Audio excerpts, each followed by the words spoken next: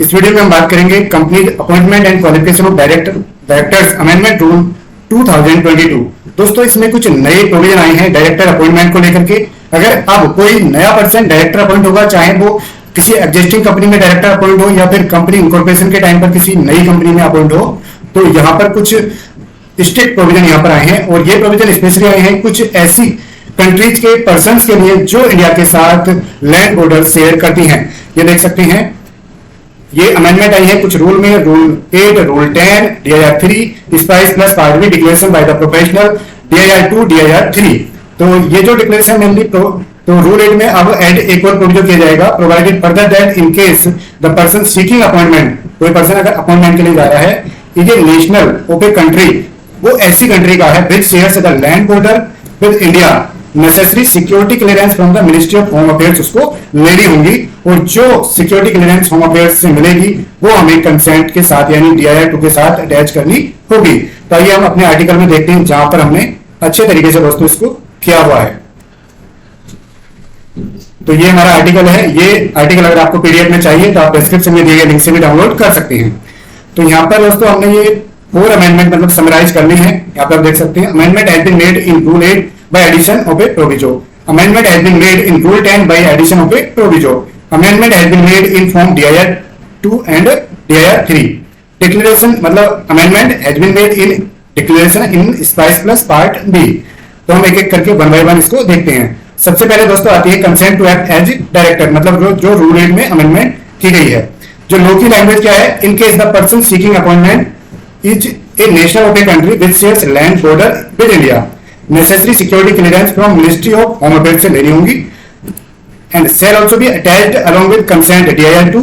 And in case अगर हम directly incorporation के लिए जा रहे हैं तो दोस्तों काफी टाइम से अगर आप डायरेक्ट इनकॉर्पोरेशन करते हैं तो DIR 2 लगाने की रिक्वायरमेंट नहीं है। तो उस केस में हमें वो सिक्योरिटी क्लियरेंस स्पेसिफिकली यहाँ पर लगा देनी है स्पाइस प्लस पार्ट बी में। अगर हम DIR 3 के थ्रू पहले हम दिन लेते हैं तो हमें DIR 2 के साथ में कंसेंट यहाँ पर लगा देनी है। अब भैया जो list of countries with shares land border with India कौन कौन सी हैं, वो है चाइना है, पाकिस्तान है, भूटान है, म्यांमार है, अफगानिस्तान है, नेपाल है, बांग्लादेश है। यानी कि ये दोस्तों 7 कंट्रीज हैं। अगर कोई भी पर्सन इन 7 कंट्रीज से आकर के इंडिया में डायरेक्टर बन रहा है, चाहे वो किसी नई कंपनी में डायरेक्टर बन रहा है या फिर वो किसी एग्जिस्टिंग कंपनी में डायरेक्टर बन रहा है, तो आपको क्या करना है, आपको बोलना है कि सर आपके लिए ना एक security clearance from ministry of home affairs लेनी होगी, तभी आप इन कंपनीज में डायरेक्टर बन पाएंगे। तो उसकी कॉस्ट आप एडिशनल जोड़ सकते हैं। तो ये इफेक्टिव कब से होंगे ये वाले रूल, ये रूल इफेक्टिव होंगे दोस्तों 1 जून 2022 से इफेक्टिव हो गए हैं। यानी कि अब ये जो भी पर्सन आएगा तो उसको क्लियरेंस लेनी पड़ेगी, तभी वो किसी कंपनी में डायरेक्टर बन पाएगा। ये सिक्योरिटी पॉइंट ऑफ व्यू से गवर्नमेंट ने ये रूल लागू किया है। Rule 10 intimation of DIN to company. तो लैंग्वेज क्या है कि in case the person apply for DIN is a national of a country with shares land border with India, necessary security clearance from ministry of home affairs से लेनी होगी and required to be attach in form DIR 3 to get डिन। जब हम DIR 3 में डिन के लिए अप्लाई करेंगे तो वो अटैचमेंट वो सिक्योरिटी क्लियरेंस हमें DIR 3 में भी लगानी होगी। इंटरप्रिटेशन क्या है दोस्तों, जब भी 1 जून के बाद में जब भी आप DIR 3 में डिन के लिए अप्लाई करेंगे तो वो सिक्योरिटी क्लियरेंस भी आपको अटैच करनी होगी अलॉन्ग विद उसके डॉक्यूमेंट्स के साथ में।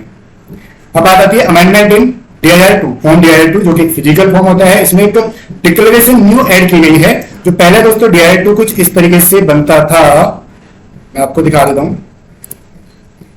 जो पहले DIR 2 बनता था कुछ इस तरीके से था और इसमें ये जो डिक्लेरेशन है ये सिर्फ यहीं पर एंड हो जाता था और इस डिक्लेरेशन की फर्स्ट वाली की कोई नंबरिंग वगैरह नहीं होती थी। लेकिन अब इन्होंने बोला कि भाई फर्स्ट वाली डिक्लेरेशन की नंबरिंग करनी है। नंबरिंग है point number 1 and I further declare that I am not required to obtain the security clearance from the Ministry of Home Affairs।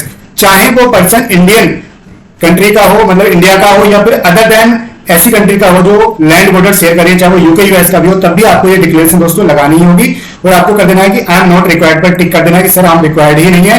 और अगर वो उन 7 कंट्रीज में से किसी कंट्रीज का है तो हमें कर देना कि sir yes I am required and मैंने वो अटैच भी कर दी है लेकर के और अपने साइन करने है। ये रेस्पॉन्सिबिलिटी किसकी है, डायरेक्टर की है, जो पर्सन डायरेक्टर बन रहा है।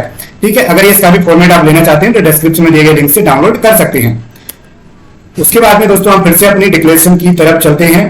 तो इसमें डिक्लेरेशन की क्या ऐड की गई है, आई एम नॉट रिक्वायर्ड, मतलब ये दोनों डिक्लेरेशन हमें ऐड करनी है as point number 2। New declaration added in DIR 2 and existing paragraph shall be numbered as 1 and after paragraph 1 the following shall be numbered as 2। तो इस तरीके से हमें ऐड कर देनी है। अब ये अमेंडमेंट आती है DIR 3 में। DIR 3 में क्या अमेंडमेंट है? Now new disclosure added in form DIR 3। Disclosure क्या है? डिक्लेरेशन 3A के नाम से एक डिक्लेरेशन आ गई है। I also declare that I am not required to obtain the security clearance. मतलब अगर आप इन 7 कंट्रीज से नहीं है, यानी कि आप इंडिया से हैं या उन 70 कंट्रीज के अलावा कहीं और से हैं, तो यहाँ पर आप क्लिक कर देंगे आई एम नॉट रिक्वायर्ड। अगर आप इन 7 कंट्रीज से हैं तो आप कर देंगे यस आई एम रिक्वायर्ड, और हमने सिक्योरिटी क्लियरेंस ले ली है और तभी हम अप्लाई कर रहे हैं और हमने भैया लॉ को कंप्लाई किया है। ठीक है, अब हम DIR 3 भी दिखा देते हैं कि दोस्तों DIR 3 में किस तरीके से आ जाता है। ये अगर आपका पास पहले का DIR 3 डाउनलोडेड है तो उसको आप डिलीट कर दें। आप MCA वेबसाइट से न्यू DIR 3 डाउनलोड कर लेंगे और यहाँ पे आप देख सकते हैं दोस्तों ये आ रहा है declaration 3A। I also declare that I am not required और I am required. I am required है तो यहाँ पर आपको अटैच भी करनी होगी, वो जो यहाँ पर अटैचमेंट होती है ना, यहाँ पर आपको ऑप्शनल अटैचमेंट में अटैच भी कर देनी है।